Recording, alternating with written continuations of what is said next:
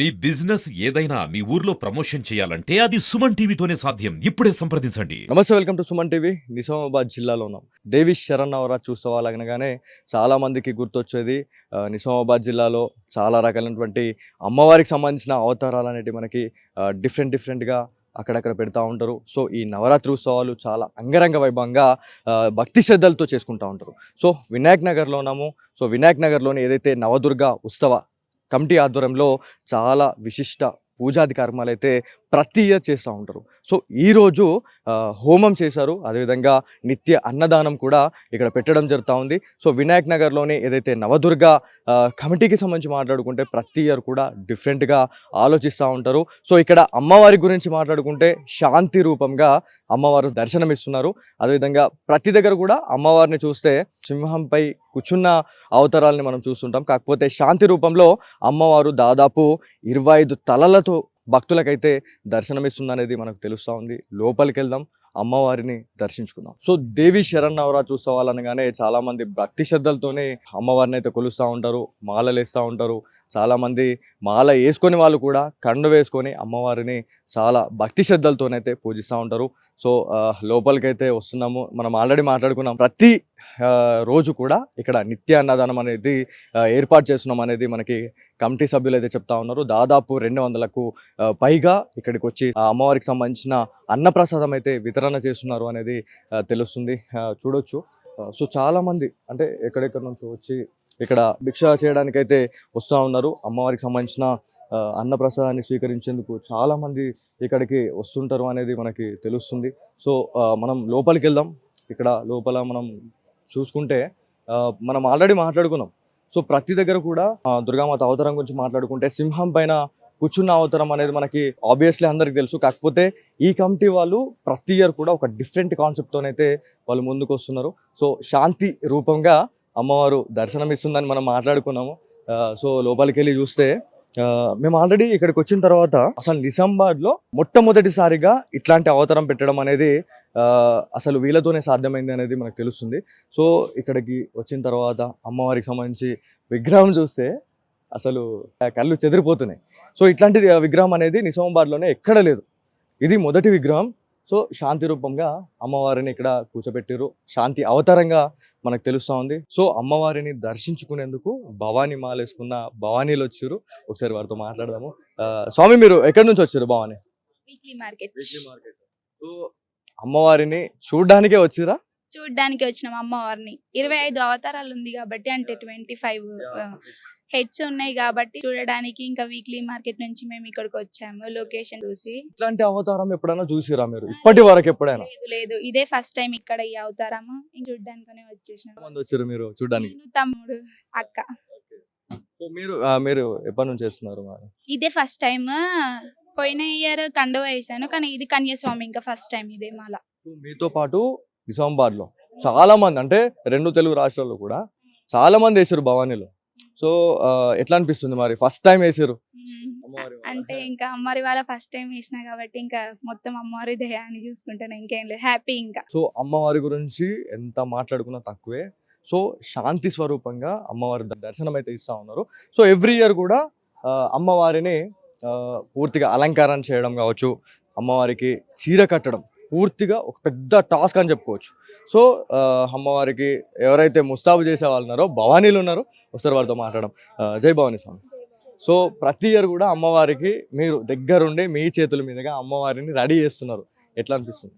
చాలా బాగా అనిపిస్తుంది. ఇది అదృష్టంలా ఫీల్ అవుతాం. ఫస్ట్ ఆఫ్ ఆల్ నేను 7th నుంచి స్టార్ట్ అయింది. అప్పుడు చిన్న చిన్న హెల్ప్ చేసుకుంటే ఇప్పుడు శారీలో హెల్ప్ అయ్యే వరకు మొత్తం కంప్లీట్గా అమ్మవారిని రోజొక రకంగా, రోజుకో అవతారం రూపంగా, రోజుకో కలర్లో రెడీ చేస్తూ ఉంటాం. ఇక ప్రతిదీ ఐటమ్స్ అయితే ఇంకా మేము చాలా సెలెక్టెడ్ పీసెస్ వేరే వేరే దగ్గర నుంచి ఆర్డర్ చేసి మరి తీసుకొస్తాం. అంటే మనం అమ్మ కడుపులో నుంచి పుట్టి అమ్మనే ఇలా మనం రెడీ చేస్తున్నాం. అది అదృష్టం కొంతమందికి వస్తుంది. సో ఇట్లా అమ్మనే రెడీ చేసేటప్పుడు మీకు ఎట్లాంటి ఫీలింగ్ వస్తుంది?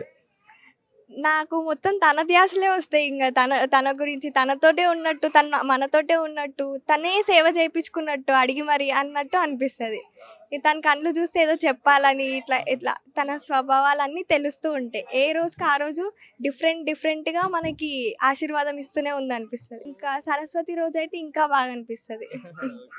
సో 9 రోజులు 9 అవతారాల్లో అమ్మవారి మనకు దర్శనం ఇస్తూ ఉంటారు. కాకపోతే మనం ఇక్కడ మాట్లాడుకోవాల్సింది ఏంటంటే అమ్మవారి కడుపులో నుంచి మనం పుట్టినోళ్ళం, మనం అంతా ఆమె బిడ్డలం. ఆమెకే ఇలా మనం సేవ చేసుకునే అదృష్టం వచ్చిందంటే అది నిజంగా పూర్వజన్మ సుకృతం అని చెప్పుకోవాలి. మీరు చెప్పండి స్వామి. సో అమ్మవారిని తెచ్చిర్రు, ఎట్లా అనిపిస్తుంది? అంటే ఈ కాన్సెప్ట్ అనేది ఇది ఫస్ట్ టైం అని చెప్తున్నారు. ఇంత పెద్ద అవతారం, ఇంత భారీ అవతారం. సో అంటే హారతి ఇవ్వడం కూడా దాదాపు 4-5 రకాలైనటువంటి హారతులు ఇస్తున్నారు. సో దాదాపు ఒక 3 గంటలు 4 గంటలు అమ్మవారి దగ్గరనే నిలబడే ఉంటున్నాం. సో ఎట్లా అనిపిస్తుంది ఫీలింగ్? చాలా బాగా అనిపిస్తుంది అన్నయ్య. అంటే కొత్తగా అవుతుంది. డైలీ ఎంత చేసినా ఇంకా చెయ్యాలనే ఇంట్రెస్ట్ వస్తుంది, కొత్తగా అనిపిస్తుంది, చేస్తూనే ఉండాలనిపిస్తుంది. డైలీ 6 మెంబర్స్ 10 మెంబర్స్ కూర్చొని చేస్తారు. మన టైం ఎప్పుడు వస్తుంది, మనం ఎప్పుడు చేస్తాం హారతికి అన్న ఇంట్రెస్ట్ వస్తుంది చాలా ఎక్కువ. ఎంత చేసి అంత బాగా అనిపిస్తుంది. మనం ఎంత చేస్తే అమ్మవారి ఫేస్లో అంత గ్లోనెస్ వస్తుంది. చాలా చాలా హ్యాపీగా ఉంటుంది అభిషేకంలు ఇవన్నీ. ఒక్కొక్క అవతారం రోజు ఒక్కొక్క రకంగా మనము అమ్మవారిని అలంకరిస్తూ ఉంటాం. సో ఆబ్వియస్లీ మీరు అన్నట్టు సరస్వతి మాత అవతారం రోజు ఖచ్చితంగా సరస్వతి మాతకి సంబంధించిన అవతారమే మనము డిక్ట్ బై డిక్ట్ అమ్మవారిని తయారు చేయాల్సిన అవసరం ఉంటుంది. సో ఒక్కొక్క అవతారం ఒక్కొక్క టాస్క్గా మనకి బాల త్రిపుర సుందరి, సో బాల త్రిపుర సుందరి అవతారమే అమ్మవారిని రెడీ చేయాల్సి ఉంటుంది. సో ఇట్లా ఒక్కొక్క అవతారం మీరు తయారు చేసే టైంలో ఎప్పుడన్నా మీకు క్రిటికల్గా అమ్మ ఈ స్వామి ఈ డే మనకు పెద్ద టాస్క్ ఇది అని చెప్పేసి ఏమన్నా అనిపిస్తుందా? అట్లా ఏమనిపించదు, ఇష్టంతో చేస్తాము. ఎంతైనా స్టార్ట్ చేస్తూ ఉంటామో మెల్లిగా ఫాస్ట్గా అయిపోతూ ఉంటుంది. ఎంత పెద్దదైనా అంత కష్టం ఏమనిపించదు, చాలా ఇష్టంతో చేస్తాము. చాలా లక్ అనిపిస్తుంది. ఏజ్ డిఫరెన్స్ అనేది ఏం చూడరు, అన్నయ్య వాళ్ళు చాలా బాగా చూసుకుంటారు, బాగా చేస్తాం కూడా మేము. అట్లా కాల్ చేసి మరి రండి టైం అయింది, బాగా చేస్తారు, బాగా పిలుస్తారు. ఎన్ని ఇయర్స్ నుంచి మీరు అమ్మవారి దగ్గర ఈ సేవలో ఉంటున్నారు మీరు? ఇది పెట్టడం అయితే 10 ఇయర్స్ అయింది పెట్టడం. నేను 9 ఇయర్స్ నుంచి వస్తున్నా. ఒక 1 ఇయర్ మిస్ అయినా అమ్మమ్మ వాళ్ళ ఇంటికి వెళ్ళి. ఈ 9 ఇయర్స్ నుంచి చేస్తూనే ఉంటాం. ఏజ్ డిఫరెన్స్ ఉంది కానీ అందరికీ మాత్రం అమ్మకి సేవ చేయాలనే కాన్సెప్టే ఉంటుంది. అందరికి నేను చేస్తాను అందరు ముందుకు వస్తూనే ఉంటారు. శ్రీ వినాయక నవదుర్గ ఉత్సవ కమిటీ ఆధ్వర్యంలో ఎవ్రీ ఇయర్ కూడా ఒక డిఫరెంట్ కాన్సెప్ట్తోనైతే వీళ్ళు ముందుకు వస్తూ ఉంటారు. దాదాపు 10 సంవత్సరాల నుంచి కూడా ఒక్కొక్క అవతారాన్ని ఎవరైతే భక్తులు వివిధ జిల్లాల నుంచి కూడా వచ్చి సందర్శించుకునే విసులుబాటు అయితే ఇక్కడ కల్పిస్తూ ఉన్నారు ఇక్కడ ఉత్సవ కమిటీ సభ్యులు.